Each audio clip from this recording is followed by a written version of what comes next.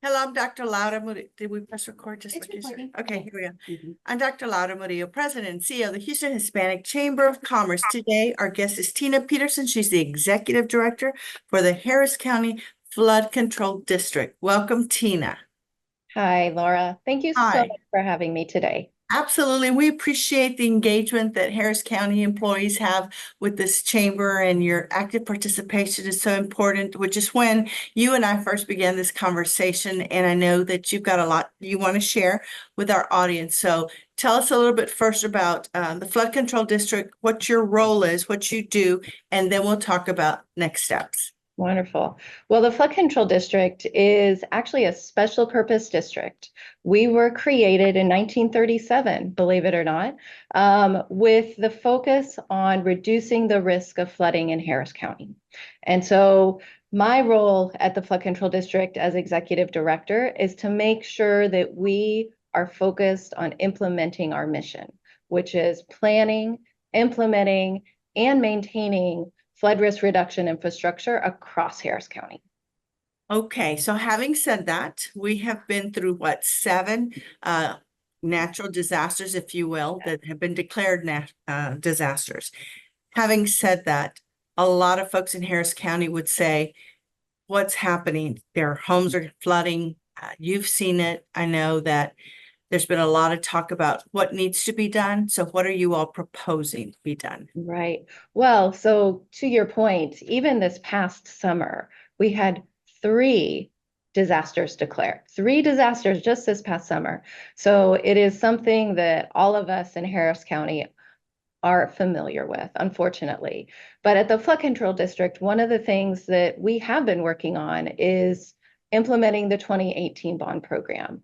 We have the 2.5 billion that the voters were very gracious in allowing us to use to implement capital work. And we've matched those dollars that were approved by the voters with $2.7 billion in partnerships and grants to make those tax dollars go further.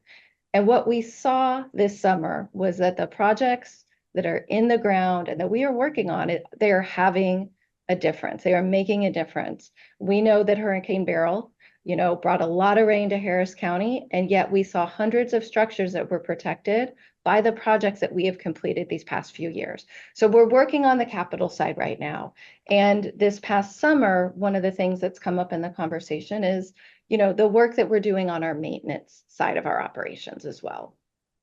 So in that vein of conversation, the Houston Hispanic Chamber of Commerce did support the bond, your last bond. We understood the importance of that, and in fact are very happy that we supported that bond. There's some hesitation with a lot of people, and that's why I think educating them about what this means. Can you walk us through that? Absolutely. So this past summer, we were really engaged in a conversation with Harris County Commissioners Court. They asked us to look into the impact of deferred maintenance and the challenges that we were facing. So what we found was the flood control district over the last 25 years, we have taken on more and more. We have decades of storms that we've been dealing with, and we have been taking on additional responsibilities. The amount of assets that we maintain in terms of acreage has more than doubled. And yet, the amount of funding we have for the maintenance of those assets has remained flat. And so that has led to decades of deferred maintenance and aging infrastructure.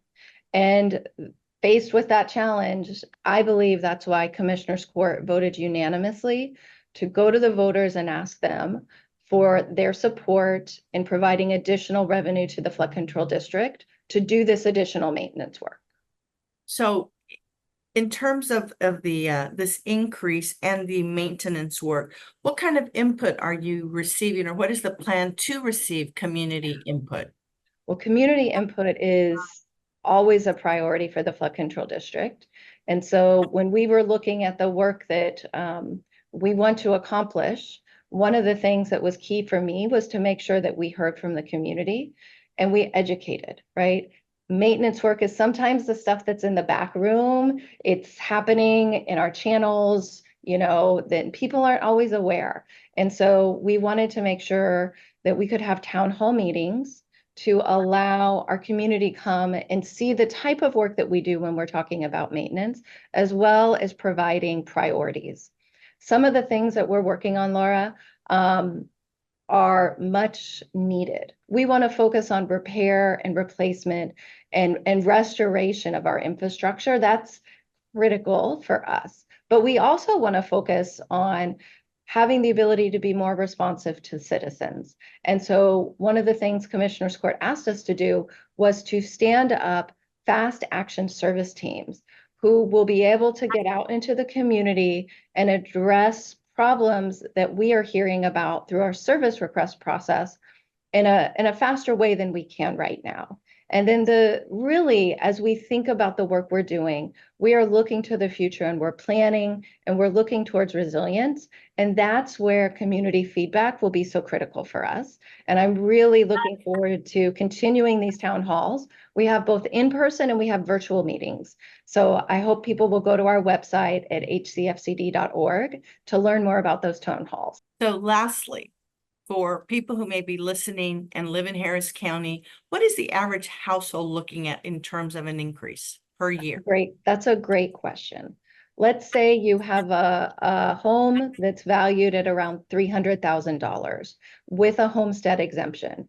The impact of that tax increase will be $60 per year. And that applies to anyone who is living here in Harris County.